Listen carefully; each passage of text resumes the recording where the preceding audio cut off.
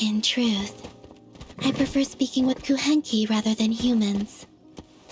Their thinking is pure and simple, and they do not hide their thoughts. Let's play. Tell me a story.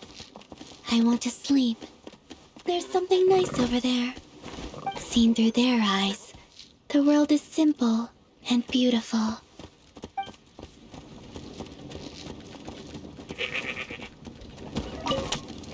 Hello. This is your garden, so it is my turn to greet you first.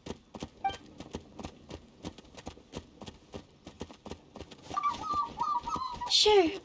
I might need you to start us off, though. I don't usually chat with others. Even when I was with the Fatui, I mostly sat in a corner during meetings and refrained from participating in debates. Most of the topics were boring anyway. Someone wants this or to fight for that, and nobody would give an inch.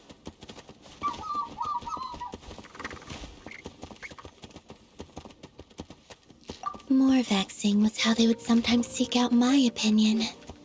My eyes were always closed, and so they assumed that I was listening in silence. In truth, most of the time I was either sleeping or simply not thinking about anything at all. But responding was not an issue.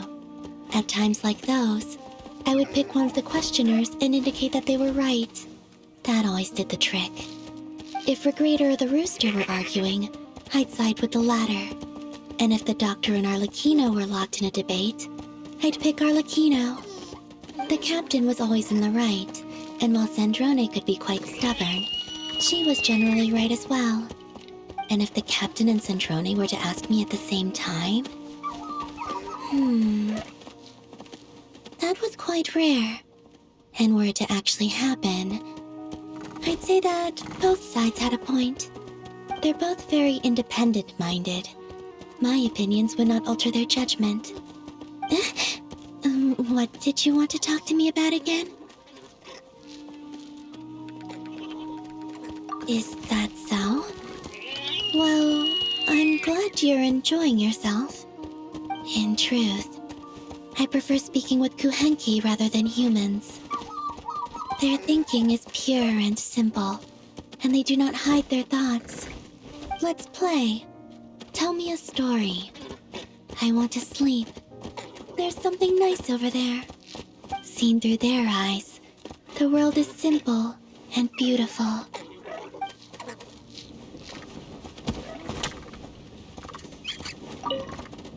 Hello. This is your garden, so it is my turn to greet you first.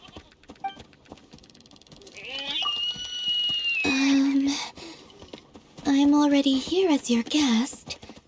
Would it really be appropriate to have you fulfill my requests as well? Very well then. In truth, I do have something I need help with. Lauma said that she would introduce me to the Frost Moon Scions of today, in the hope that I might integrate into this family. I'm glad she said so, but also a little worried. I rarely interact much with strangers, so I worry that I may not be capable of keeping up the conversation. I do not wish to make them feel uncomfortable. Could you help me rehearse? Or rather, simulate situations I might encounter. It's simple. Ask me questions that the Scions might ask, and I will answer. If my reply is inappropriate, let me know.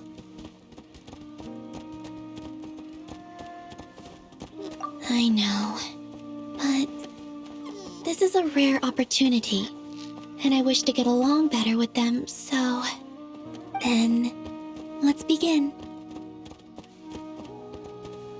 I will.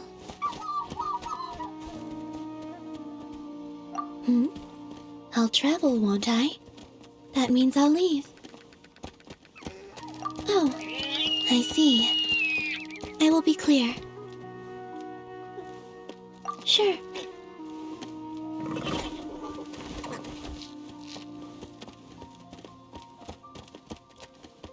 No. If your child happens to be a rhyme-horned deer... Very well. No. Sandrone of the Fatui, and Arlecchino too. They are quite curious as to my life here. Huh? They mustn't see? Would they not approve? I see.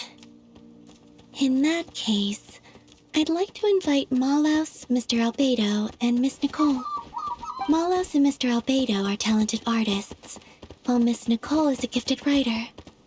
I'd like them to chronicle the happy lives that the Frost Moon Scions lead today. Yes, and as for Sandrone and Arlecchino, I shall sneak them in when the opportunity presents itself. Yes, and I will not. My answers are not yet good enough, are they? We should practice more if we have the chance.